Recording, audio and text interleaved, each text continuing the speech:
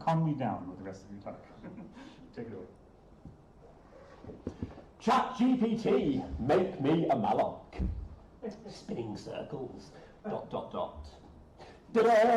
So this is what comes back. Here is a simple implementation of a Malloc in C.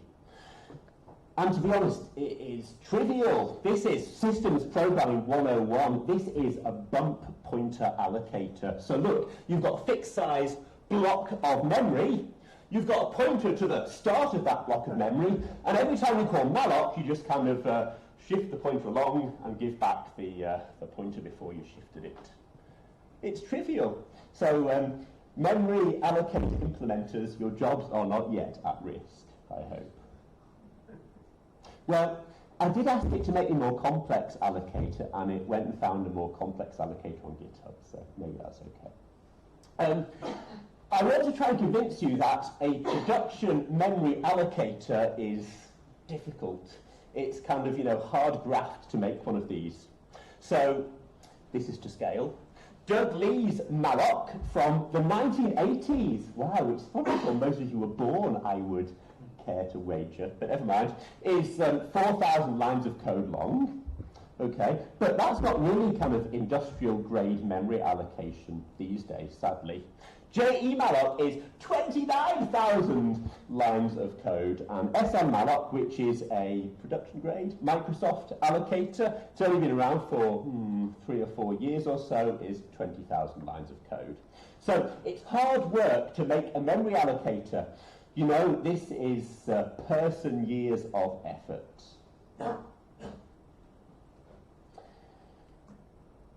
Secure memory management is very important because, according to various reputable sources, 70% of security bugs, critical vulnerabilities, are caused by dynamic memory management problems.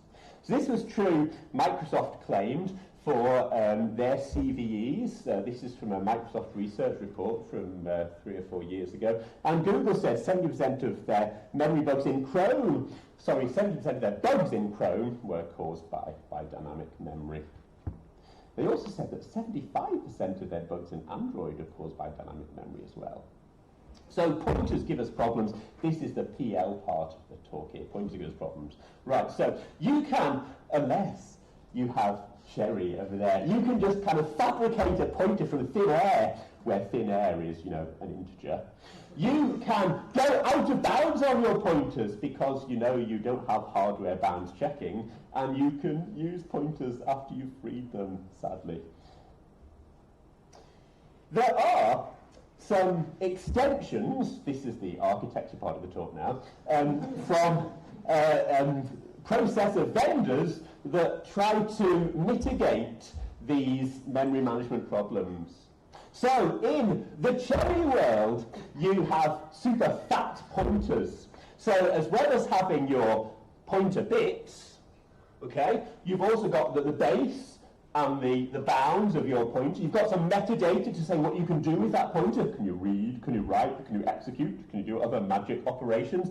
And out of bound, you have a tag that's not addressable and is only something that the processor itself can see without you being able to look at it, that tells you whether or not this really is a valid pointer that's being given to you by a trusted source. And this is the unforgeability of your Cherry pointers. Okay, so Cherry is probably quite heavyweight, and maybe people aren't going to use it in the real world.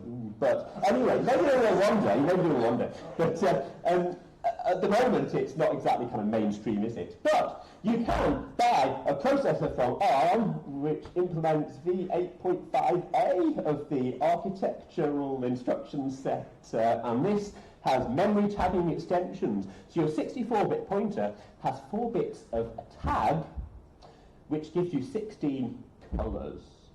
And your colour for your pointer also corresponds to a colour for a 16-byte region of memory. And when you indirect through that pointer, the processor will check that the colour of the pointer matches the colour of the memory that you're pointing to. So you have a kind of probabilistic guarantee that your pointer is pointed to something that it really ought to, rather than something it shouldn't. So these are just two of a vast array, trust me, of architectural extensions and innovations to try and make memory more secure.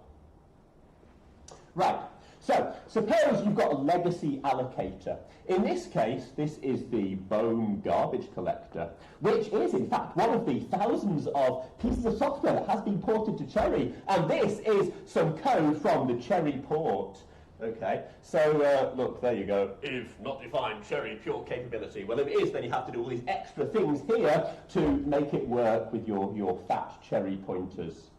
And sadly, some poor researchers are spending person-years of effort, mercifully paid for by the UK government, are spending lots of effort to kind of drag legacy allocators from the 1980s into capability land, and it's hard work, trust me. Maybe it would be better, rather than using these legacy allocators, instead to handcraft specialized allocators for your particular secure processor with its extensions for memory safety. But as we've seen, industrial-grade allocators take massive engineering effort, and if you're going to do that for every one of these processor extensions, of which there are lots, then you'll have lots of work to do. So, why don't we synthesize? We all believe in synthesis, you've been talking about it all day. Why don't we synthesize allocators for secure processors? Right, so, just like kind of, you can convince a deep reinforcement learning algorithm to learn how to play chess or Go, you can convince one to learn how to generate secure Malloc implementations. Well, maybe. So, you need to have a catalogue of allocator properties, some of which will be properties to do with security. You want to map these properties onto low-level processor primitives, and then have a corpus of code fragments that exemplify these primitives, and then you train your deep reinforcement learning algorithm for a long time.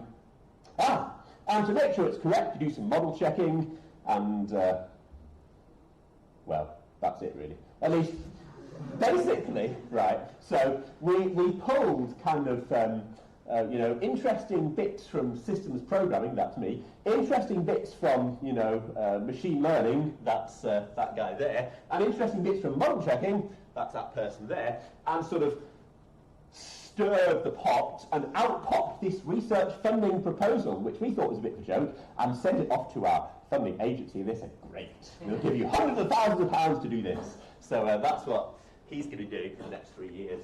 And that's the end of the talk. Thank you very much.